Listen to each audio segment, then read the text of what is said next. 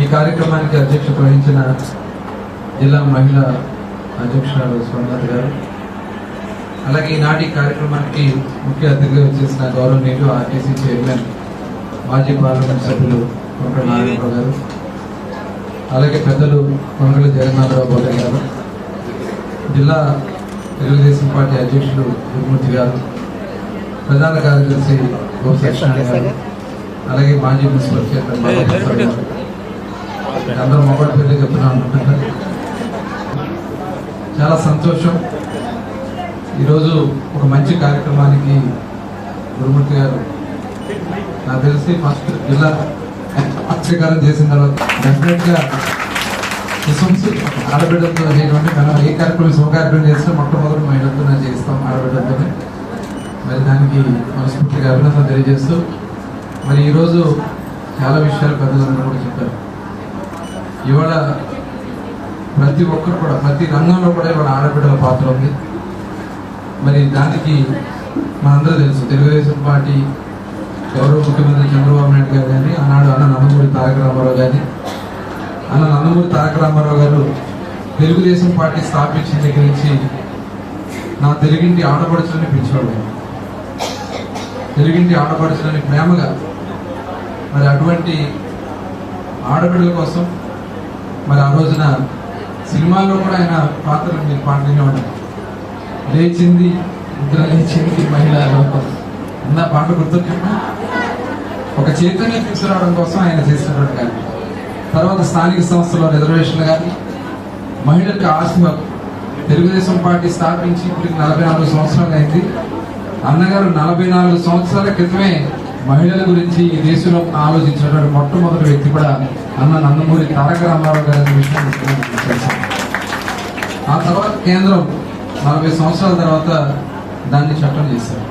అంటే మన తెలుగుదేశం పార్టీ ప్రజలకి ఎలా చేయాలి, ఎలాంటివి చేయాలనేది ఆలోచించే ఒక నాయకత్వం అన్నగారి దగ్గర నుంచి స్టార్ట్ అయింది. అలాగే చంద్రబాబు నాయుడు గారు వాళ్ళు చూసాం, ఏ కార్యక్రమం చేయాలన్నా మొట్టమొదటి మహిళలు కాదు, మహిళలు డ్వాక్రా సంఘాలు, మహిళలకి ఏదైనా ప్రోగ్రాం చేద్దాం అంటే మహిళలకి అవకాశం కల్పిద్దాం అని చెప్పి ఆయన పక్షపాతి, మహిళల పక్షపాతి.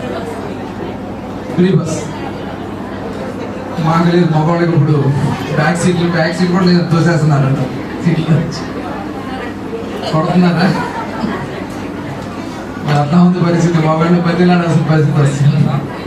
కాబట్టి మరి ఆ మహిళలకి బస్సు ఉచిత బస్సు కార్యక్రమాన్ని అన్నగారు మన చంద్రబాబు నాయుడు గారు నిర్ణయం తీసుకుంటే మన చైర్మన్ గారు కొనకళ్ళ నారాయణరావు గారు పెద్ద ఎత్తున విజయవంతంగా నడిపిస్తున్నారు. ఒకసారి గట్టిగా మీరు అందరూ కూడా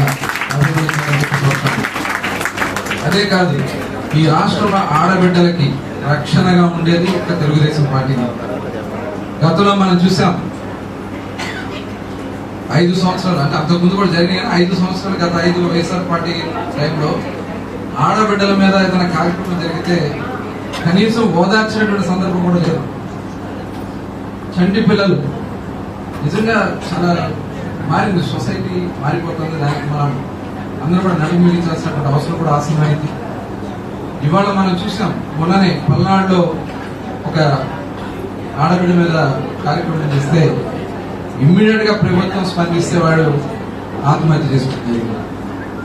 అలాగే మొన్న మదనపల్లి అంటే ప్రభుత్వం ఎంత సీరియస్ గా ఉందంటే దానికి చంద్రబాబు నాయుడు గారు కూడా చాలాసార్లు చెప్పారు, ఎవరన్నా ఆడబిడ్డల వైపు చూసారంటే అదే వారికి చివరి రోజు అవుతుందని చెప్పి నడిపిస్తున్నటువంటి వ్యక్తి.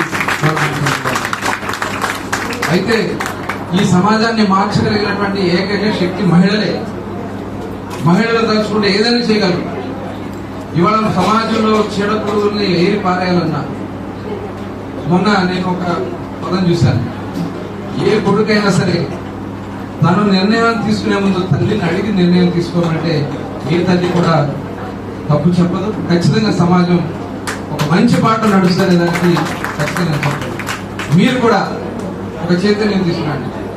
మీ బిడ్డలనే కాదు, మీ చుట్టుపక్కల ఉన్న ఆడబిడ్డలందరికీ చెప్పండి. మనం మన పిల్లలు చేసే ప్రతి విషయాన్ని, మగపిల్లలు చేసే ప్రతి విషయాన్ని, ఆడపిల్లలు చేసే ప్రతి విషయాన్ని మనం పరిశీలన చేసుకున్నాం. ఇదివరకు ఇప్పుడు చాలా మార్పులు వచ్చేసింది. టీవీలు కానీ సెల్ ఫోన్స్ కానీ. అందుకనే నిన్న చంద్రబాబు నాయుడు గారు కూడా 13 సంవత్సరాల లోపు పిల్లలకి ఒక చట్టం తీసుకొచ్చి ఇంటర్నెట్ కనెక్షన్ లేకుండా చేయాలని చెప్పి సోషల్ మీడియాల మీద కంట్రోల్ పెట్టాలని ప్రభుత్వం ఆలోచన చేస్తుంది. అది 16 సంవత్సరాల 13 సంవత్సరాల ముందు నిర్ణయం తీసుకుని కానీ 16 సంవత్సరాల వరకు తీసుకుంటే ఇంకా ఎటువంటి చెడు, ఎందుకంటే వాళ్ళ సెల్ ఫోన్ ఓపెన్ చేస్తే రకరకాల పిచ్చి పిచ్చి అని వస్తాం. కాబట్టి మన పిల్లల్ని ఫోన్లు దూరంగా పెట్టాలి. అట్లాగే వాళ్ళలో ఒక నమ్మకాన్ని, వాళ్ళకి రక్షణ, మేము ఉన్నామో ధైర్యం ఇవ్వాలి. ఇవాళ మన పనులు మనం ఉంటే వాళ్ళ పనులు వాళ్ళు ఉంటున్నారు. గంజాయి ఇవన్నీ పెరిగిపోయి మరి వాళ్ళు ఒక రాక్షసులాగా తయారవుతున్నారు, తల్లిదండ్రులే చంపేస్తా ఉన్నారు. నిజంగా ఇలాంటివి మార్పు చేయగలిగినటువంటి ఏకైక శక్తి ఆ మహిళల శక్తి. ఆ మహిళలు మీరే కాబట్టి అది చైతన్యం తీసుకొస్తారని చెప్పి మరొకసారి మీ అందరినీ కూడా కోరుకుంటూ, ఈరోజు మరి వివిధ రంగాల నుంచి చాలా మందిని మీరు ఐడెంటిఫై చేసి సన్మానం చేస్తారు. దాన్ని మనస్ఫూర్తిగా అభినందిస్తూ 19 రంగాల నుంచి తీసుకున్నారు. మరి అంతకంటే ముందు మహిళలు తెలుగుదేశం పార్టీలో దేనికైనా సిద్ధమే. ఏమో అవునా కదా? ఎందుకంటే చూసాం, మొన్న నన్ను అరెస్ట్ చేసిన ప్రతిసారి పోలీసులతో పోరాడింది మహిళలే ముందుండి పోరాడారు. మా నియోజకవర్గంలో అందరూ కానీ జిల్లా నందమూరు నుంచి కూడా వచ్చేవాడు. మొన్న ఒక చైతన్యం తీసుకురాగలిగారు. ఇవాళ 94% మ్యాండేట్ వాళ్ళ పార్టీకి కూటమి ప్రభుత్వానికి వచ్చిందంటే మహిళలు తీసుకున్నటువంటి నిర్ణయాన్ని కూడా ఖచ్చితంగా మరొకసారి తెలియజేస్తుంది. ఏదైనా నిర్మాణాత్మకంగా నిర్ణయాలు తీసుకునే దాంట్లో మహిళల పాత్ర చాలా ఉంటుంది. అలాంటి నిర్ణయాలు తీసుకున్నాం. ఈ పార్టీకి మీరు సజెషన్స్ ఇస్తే మేము కూడా ప్రభుత్వం నడిపించడానికి, ముఖ్యమంత్రి గారి దృష్టికి తీసుకెళ్లి చేయడానికి ఎప్పుడు కూడా సిద్ధంగా ఉంటామని మరొకసారి తెలియజేసుకుంటూ అందరికీ నమస్కారాలు.